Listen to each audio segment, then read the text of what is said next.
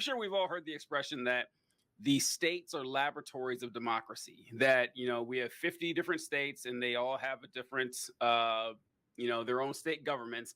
And so you can like see on the spectrum that, California is a much different state than Texas. And so you can just see how their different rules play out based on the different philosophies.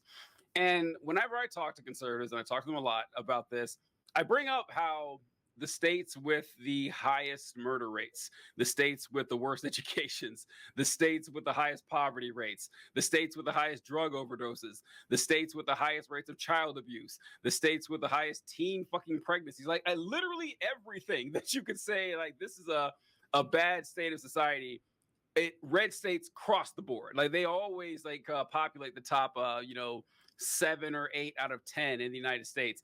And you point this out. And they also, by the way, are the most religious states. Direct overlap.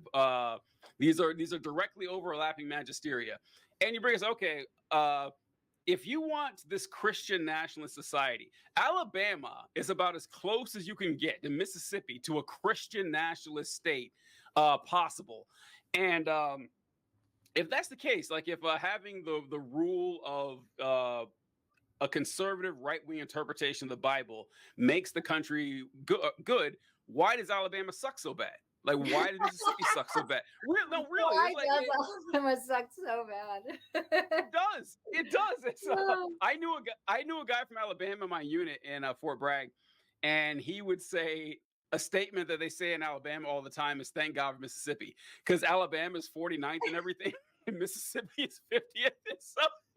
And I looked up, they do say it. It's pretty funny. But no, it's a genuine statement. And I've had this conversation so many times that I already know how it's going to go.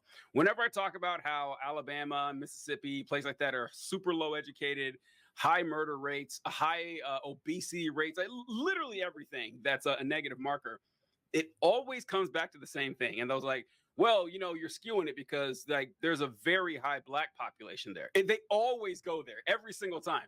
And I was like, well, shouldn't God be helping the black people too? Like, why does that matter? Right? Like, how does that possibly? That seems like the Christianity isn't helping you no matter what color your skin is. But verse. Where was the where? Yeah, right. Yeah, this only works if you're not black. Yeah. I have a little anecdote for Alabama. I just want to tell you this little, like, just terrible story. It might actually make everyone kind of sad. I was talking to someone yesterday about Alabama and how weird it is. And I lived in Alabama really, really briefly as a kid. And I just remember one experience in Alabama. I was really little and my family was military, but we lived off post, I think. And I had a dog. I had the only dog I ever had in childhood. Oh, no. Named Hunter. And we lived off post. Well, we had Hunter outside and these kids came and like messed with my dog. And my dog was scared of kids after that. And it was white kids. I just want to say that. They were older kids. And I just remember it being like, they were older than me. And they were just like walking by and saw Hunter in the backyard and just started, messing with my dog. And it was terrible. And that's the only thing I remember about Alabama because I was really little. That has really carried through in my adulthood about how I feel about Alabama. Like, I'm not over these kids. I ain't forgotten, Alabama, what you did to poor Hunter. That's great. Dog. That's that is kind of sad, but funny. I get back to old Joel here. Yeah, protects them and provides for them. I would love to be represented by just one person in civil government who has that level of commitment to me. Good. So it's not about, men get to vote and women don't. And no, it's about the household vote. The individual building block of society, according to the word of God, is not atomistic individuals.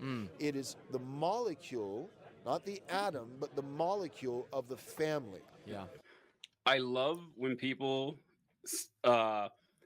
talk about the Bible as if it's, the divinely inspired, full, perfect word of God, and then start throwing a bunch of science terms around. It's like, fuck you.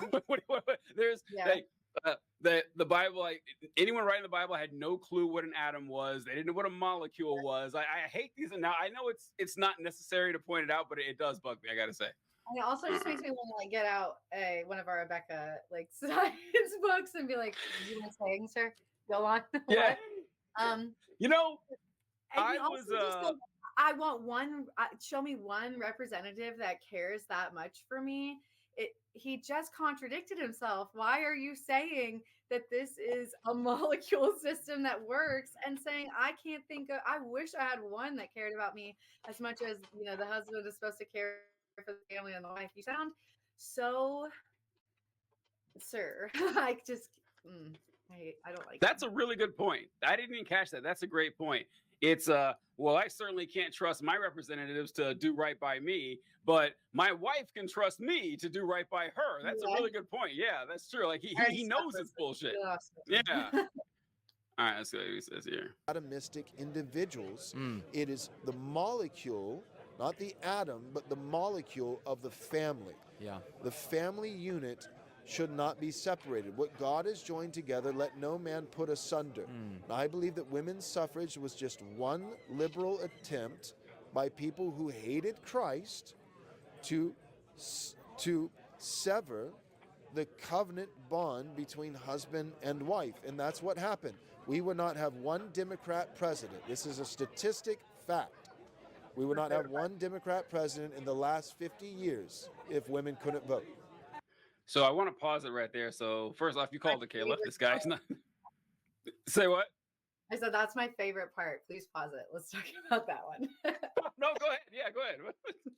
I mean, just to say something so bold like that, we wouldn't have one Democratic president if women couldn't vote.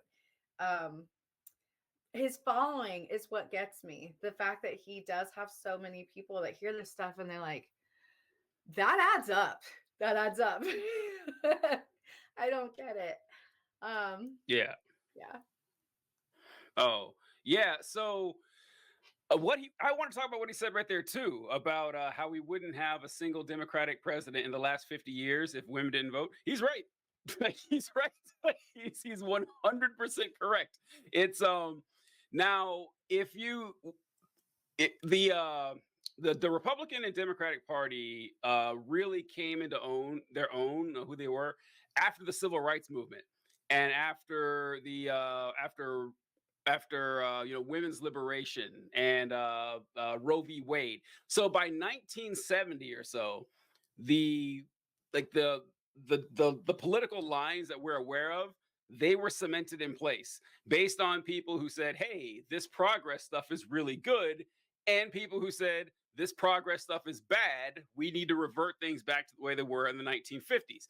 So if you look at voting trends, really since 1970, the Republican Party is between 85 and 95% white historically, and today it's close to the 85 side, like wildly overrepresented by white people, and it's also majority men too, and so if like white women still vote majority Republican, but it's like at 53% or something. White men vote Republican like in the mid 60s or something like that. So, but all women together in collective vote for Democrats. They have polls where you can break down by this. It's like if women didn't vote, who would be president? It's Republicans all across the board. If minorities didn't vote, it'd be Republicans all across the board. But it's kind of a giveaway. And I'm glad to see the facade shifting on this because for a long time, folks, for those of you who don't, Kayla and I grew up around these folks all the time. People just like Joe Evan, there's like the familiarity is palpable, but they would always find creative ways to kind of signal that, the civil rights era was really good, but people kind of took things too far. But now that it's coming right out and saying it, 50 years ago, that's when things started falling apart, and we need to go back to the way things were before that. And I think they just got tired of hiding it. There's like, I'm not gonna stop lying about this and just say, yeah, we liked when women shut the fuck up and didn't say anything. That's what I think. Yeah. Yeah, I Right. definitely agree. Okay, let's continue on here. So I don't want women to vote because I want strong marriages. I want cohesive households. I want representative government all the way down to the family. And I also want babies not murdered. Yeah. I don't want drag queen story hour. I don't want rainbow jihad. And none of that could happen if women couldn't vote. Let's say All you right. can. Very very clear, concise, erudite statements by old Jay Webb there. I will say one thing I agree with him on. I too don't want to see babies murdered. Like murdered babies is not high on my list of things that I enjoy. So although we know he's talking about abortion, so who are we kidding? But and I do have to add that Rainbow Jihad would be a great name for a band. That one really stuck out to me too. I was just like, that was the first. I was like, what? Yeah, that'd be a great. Definitely animated with his verbiage, and I've listened to some of his other content. I can see how it's captivating, but Really? I mean, I can see how if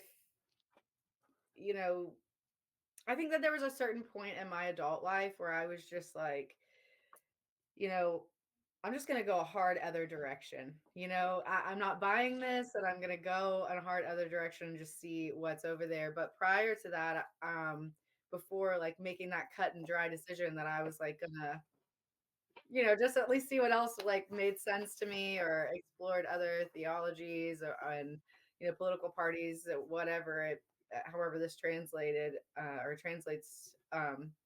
It's easy to get excited about stuff that aligns with the things that maybe your family instilled in you, Yeah. or that your brain is just decided is truth, or decided makes sense, or decided feels comfy, and yeah, and it just takes a person, kind of like that, that's really uh animated, and has like I said, an interesting way of portraying things and breaking it down. I can see somebody that's like looking for something to latch on to, being like, okay, yeah, I like this guy. Yeah.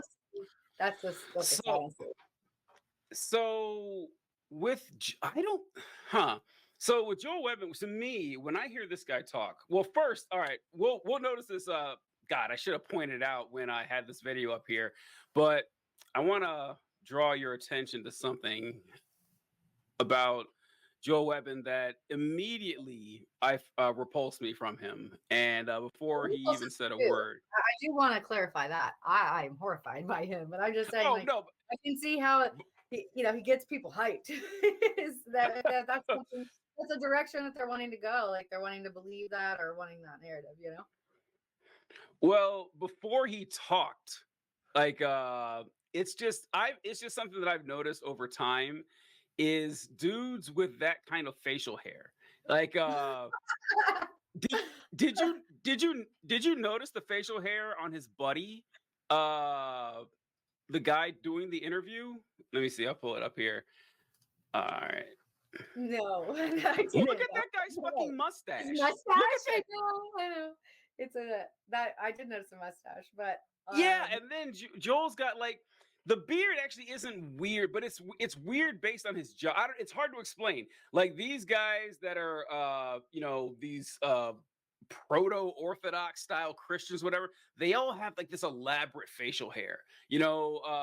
Like they're in Gangs of New York or something, and they got like Pringles man mustaches and shit. And it's like it immediately repulses me before they say a goddamn word. But with Joel though, I can kind of see what you're saying. I mean, obviously what he's doing is working for him. He's got a platform and everything. But I am this is going to sound very funny coming from me, but I am kind of repulsed by sophistry. I really don't like it when people put a lot of work into trying to sound smart. I don't like it at all. And it's and I can catch it. And it's like and it's not that he's dumb. I'm not saying he's stupid, but when you sprinkle in too many multisyllabic words, you just start saying stuff that sound really intelligent. It Yeah. I don't know, I Well, find he it definitely suspect. doesn't make sense sometimes. Like he doesn't always know what he's saying. But I think that he's, trying to, you're right, like sound like he's a certain, sound like an Yes. like that at minimum. And there's people that, you know, they don't know what half the shit he's talking about means. I So know. it's just God. like, okay, yeah, yeah. So It's it's just I'm gonna write yeah, that word down for later. Put that in my yeah, anyway. it's I can just see because public speaking, I love it. I love public speaking. Ever since I was a kid, Ditto. I've always enjoyed. Yeah, I've always enjoyed it, and it's one thing that I always try to do is to make myself in my public presentations make it seem as conversational as possible. I don't like, although it is a performance, I do recognize that. It's why I don't like preacher speak. I don't like the way preachers talk. It turns me off. And it's just like, ugh, like you don't talk to your family like that. You don't talk to your buddies hanging out. And this guy, trying to put on like he's the most pretentious college professor you've ever met, and also a fascist. It's like a bad mix, but I'm seeing a lot more of it today. Did you ever remember kids who were like big right wingers? like right wing kids freak me out. Like, if you're 17 and you're Yeah, a hardcore Republican, it's super weird. Like this it makes me but what sad. It makes me so sad because just like it makes me sad. what But yeah, freaks it it makes me is like you're a 10th grader. Why are you so fascinated with the 1930s? What's sad. wrong with you? and, but they'll do this thing where they will try to appear older. So you're a 16-year-old boy and you start carrying a briefcase to school or something. You wear ties and stuff all the time.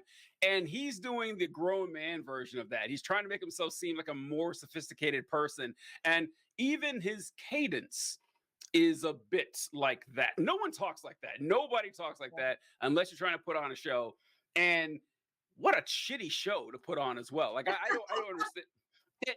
And something I wanted to bring up to I you agree. was yeah. So the other day you They're brought so up awkward too. I couldn't tell the first time I watched it if Mustache was like with the shits or not. And then, but the second time around, I was good. Like, yeah, you definitely are. But it was just so. Yeah, they're even weird with each other, And I get it. Like sometimes we have weird moments, like and we've known each other for whatever. But it was, yeah, I'm more than that. They're just weird. they're weird. And wait, when Yeah. we're weird, we're having fun. I don't like there's nothing fun about these guys. Like No, there's no they're fun not going having on there. it. No,